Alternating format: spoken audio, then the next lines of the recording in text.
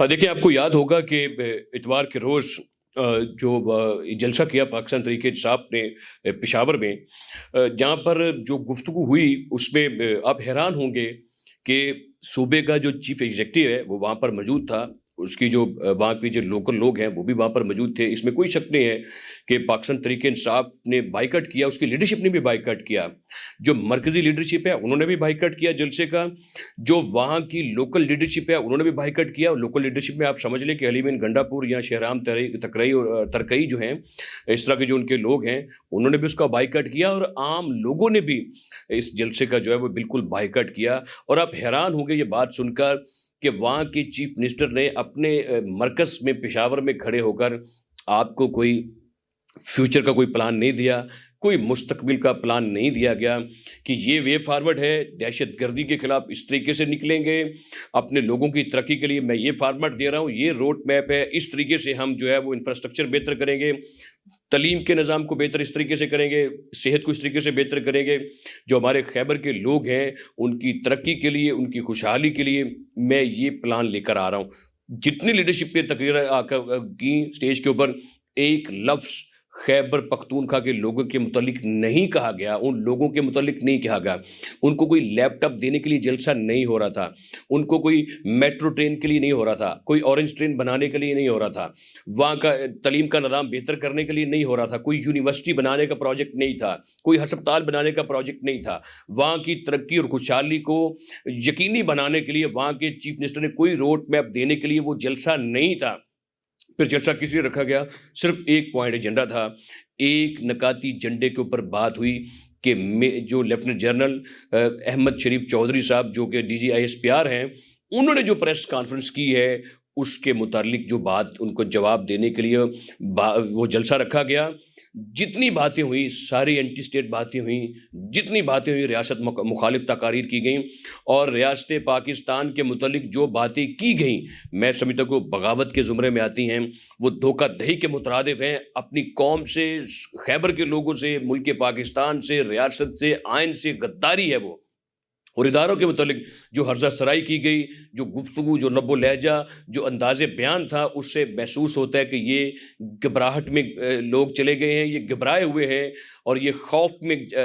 بیٹھے ہوئے لوگ ہیں۔ ان کی باتوں سے محسوس نہیں ہو سکتا کہ یہ صوبے کے کسی طرح سے یہ نمائندے ہیں۔ اور کرائے کی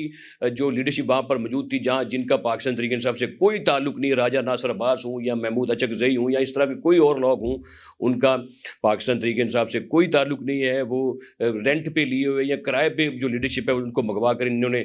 تقاریر کروائی، اور وہ جو باتیں کی گئیں میں ان میں سے صرف دو باتوں کا، وہ بھی صرف چیف ایگزیکٹو کی حد تک جو وہاں کے CM ہیں انہوں نے جو بات کی، حالانکہ میں سمجھتا ہوں کہ جو بانی PTI ہیں وہ ہمارے نزدیک اس میں کوئی شک نہیں ہے، وہ اپنے ملک کا، اس ریاست کا، آئین کا، اداروں کا وفادار نہیں ہے، سو کالڈ ہے، اور اس کا ہی CM، اور CM نے جو ان کے متعلق جو باتیں کہیں، جو بات کہی اور جو نام رکھا، اور جس طریقے سے 2-4 دفعہ ایک ہی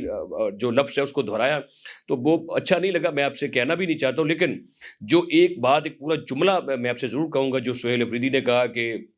جو محبوب کی گلی کا کتا ہوتا ہے وہ ہمیں اپنے ماں باپ سے زیادہ عزیز ہے، اور یہ ورڈ کوئی کہنے والا نہیں ہے، کتا لفظ جو ہے وہ اس کو بار بار دہرایا جائے اور کہا جائے آج تک ہم نے کبھی آپ کے سامنے اس طرح کی بات نہیں کی، لیکن ان کا چیف منسٹر کو 4-5 دفعہ یہ بات کہتا رہا۔ پہلے مجھے سمجھ نہیں آئی کہ شاید یہ کسی اور پرائے میں کہہ رہے ہیں، لیکن بعد میں بڑی حیرانی ہوئی اور تکلیف بھی ہوئی کہ یہ بات انہوں نے کیوں کی ہے۔ یہ میں آپ کو آگے چل کر اس کا بتاتا ہوں۔ اور دوسرے نمبر پر انہوں نے یہ کہا کہ کوئی 20-21 سالوں سے پختونوں کا خون بہایا جا رہا ہے، اور جو ہے وہ پختون جو ہمارے بھائی ہیں ان کا خون بہہ رہا ہے۔ تو میں سب سے پہلے آپ سے یہ پوچھتا ہوں کہ بتائیے کون خون بہا رہا ہے؟ پختونوں کا کون دشمن ہے؟ پختون بھائی جو ہیں ان کے ساتھ کون زیادتی کر رہا ہے؟ تو سہیل افریدی صاحب، جو 9/11 کے بعد پختون نہیں، پورے پاکستان کے لوگوں نے دہشت گردی کے خلاف جنگ میں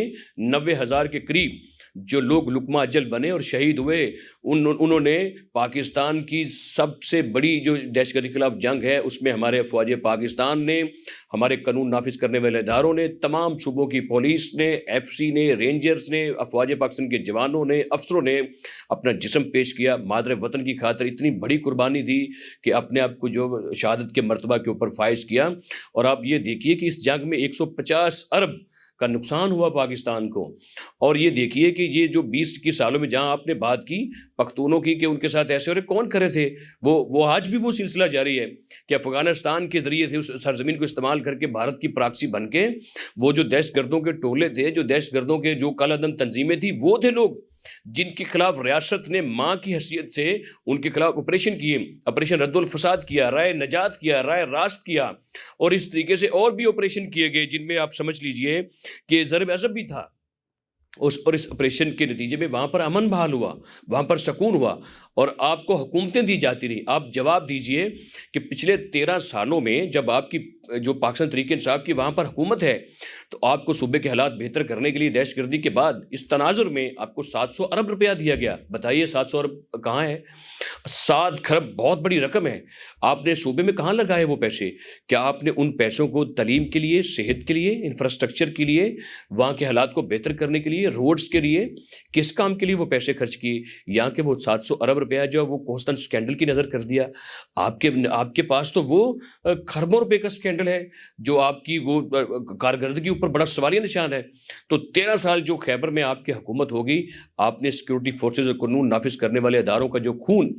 پاکستان کے اوپر قرض ہے, ان شہیدوں کا خون, ان غازیوں کی قربانیاں ہمارے اوپر قرض ہیں جنہوں نے مادر وطن کی خاطر اپنا جو جسم ہے, اپنا جو جسد ہے وہ آپ پیش کر دیا, اور اس کی کوئی قدر نہیں ہے آپ سیاستدانوں کو, آپ جماعت کو, اور آپ کے لیڈر کو یا آپ لوگوں کو. آپ نے تو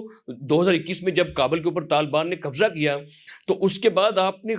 جو کابل سے لوگ اٹھ کر جو خیبر میں آئے تو آپ نے ان کو خود آباد کیا. 2021 میں آپ کی حکومت تھی, آپ نے ہزاروں لوگوں کو پاکستان میں پناہ دی. کیوں دی؟ یہ آپ کے اوپر سوال ہے. 700 ارب کا آپ کے اوپر سوال ہے. سیکورٹی حالات بہتر ہوئے, آپ نے خراب کر دی, یہ آپ کے اوپر الزام ہے. اور 2021 سے لے کر 2025 میں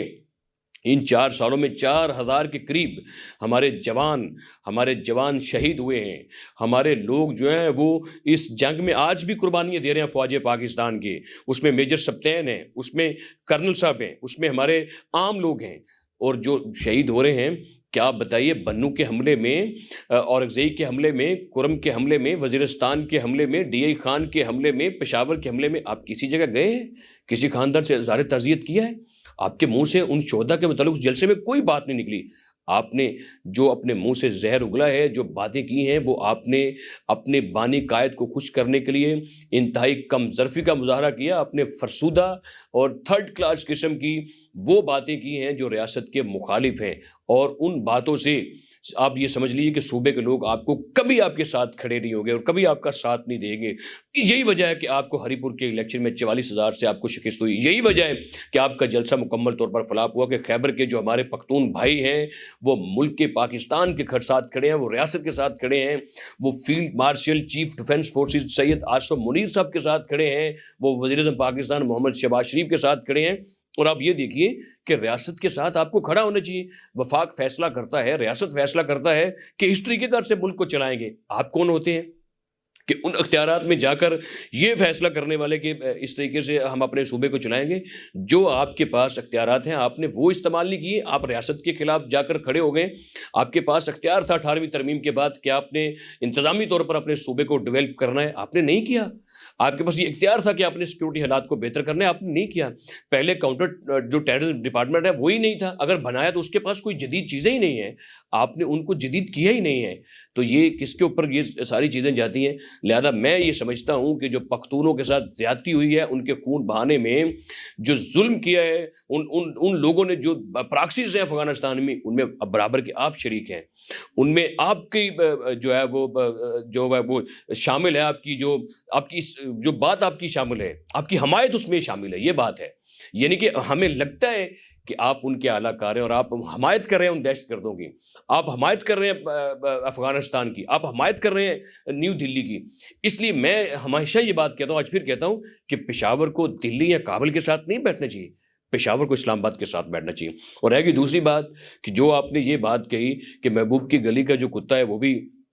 ہمیں اپنے ماں باپ سے زیادہ عزیز ہوتا ہے, تو یہ بڑے افسوس کی بات ہے اور یہ بڑے تکلیف کی بات ہے کہ اپنے ماں باپ کو سامنے رکھ کر اس طرح کی بات کرنا کہ اپنے ماں باپ جو ہیں وہ محبوب کی گلی کے کتے سے بھی آپ نے بدتر کر کے ان کو اس طریقے سے پیچھے کر دیا، جنہوں نے آپ کو جنم دیا، آپ کو پیدا کیا، اور جن کی دعاؤں سے، جن کی وجہ سے آپ دنیا میں آئے، اور ان کی وجہ سے آپ اس منصب کے اوپر آج پہنچے کہ اللہ تعالیٰ نے آپ کو عزت دی ہے. کیا ایسے ہو سکتا ہے کہ ماں باپ کی دعاؤں کے بغیر یا ماں باپ کے بغیر